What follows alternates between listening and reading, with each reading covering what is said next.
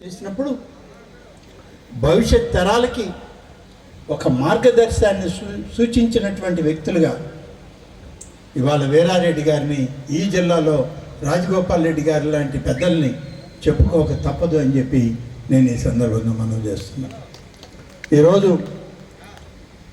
రితీష్ తీసుకున్నటువంటి నిర్ణయం, యువగళం పాదయాత్ర జరిగేటప్పుడు మేము దూరంగానే ఉన్నాం తెలుగుదేశం పార్టీకి.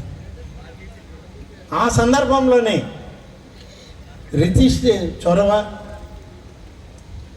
ఆ తర్వాత నా కూతురు అనేదానికన్నా విజయమ్మ గారి కోడలు లీలా కైవల్య యొక్క చొరవే లోకేష్ బాబుతోటి కలిసి ఆ యొక్క యువగళం పాదయాత్రలో ఆత్మకూరు దగ్గర వాళ్ళని కలవడం జరిగింది అని చెప్పి మనం చేస్తుంది. లేకుంటే దూరంగా ఉండేవాళ్ళమో, రాజకీయంగా ఇంకా చాలే అని అనుకునేవాళ్ళం. కానీ మళ్ళీ వాళ్ళందరి ప్రోత్సాహం, వాళ్ళ ఆలోచనతో చంద్రబాబు నాయుడు గారు మాట్లాడడం, లోకేష్ గారు తిరిగి మనం అంతా కలిసి పనిచేయాలి, మీలాంటి పెద్దల యొక్క మార్గనిర్దేశం మాకు కావాలి నేటి తరానికి అని చెప్పి ఆయన సూచించడం, ఇవన్నీ కలిసి అందరం కలిసి నడుస్తుంది. ఇవాళ ఈ పాదయాత్ర 20 రోజుల నుంచి జరుగుతూ ఉంది. గ్రామ గ్రామానికి వెళ్తున్నారు. తెలుగుదేశం పార్టీ అంతా కలిసి నడుస్తుంది. జిల్లాలో ఉన్న నాయకులందరూ ఒక్కొక్క రోజు ఒక్కొక్కరు ఇద్దరు కలిసి ఈ పాదయాత్రలో ముందుకు నడుస్తున్నారు, దారి చూపిస్తున్నారు.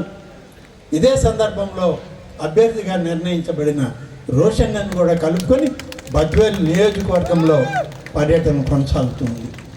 ఈ సందర్భంలో నేను మిమ్మల్ని అందరినీ కోరేది ఒకటే, మేమందరం పక్కన ఉన్న వాళ్ళమే. మీ సరిహద్దు దాటితే శేఖర్ అన్న ఉన్నాడు, నేను ఉన్నాను. మేమందరం కూడా కలిసి నడుస్తాం, మీ అందరితోటి తోడుగా ఉంటాం. రోషన్న విజయానికి మీరు కారకులు కండి.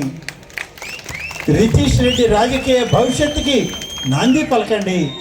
భవిష్యత్ తరాలకి పెద్దరికం ఇద్దాం, వాళ్ళ నాయకత్వంలో అందరం కలిసి నడుద్దామని చెప్పి మిమ్మల్ని అందరినీ కోరుతూ, తెలుగుదేశం పార్టీ నాయకత్వానికి తోడుగా నిలబడి రాబోయేటువంటి సంగ్రామంలో, రాజకీయ సంగ్రామంలో అందరం కలిసి నడుద్దాం.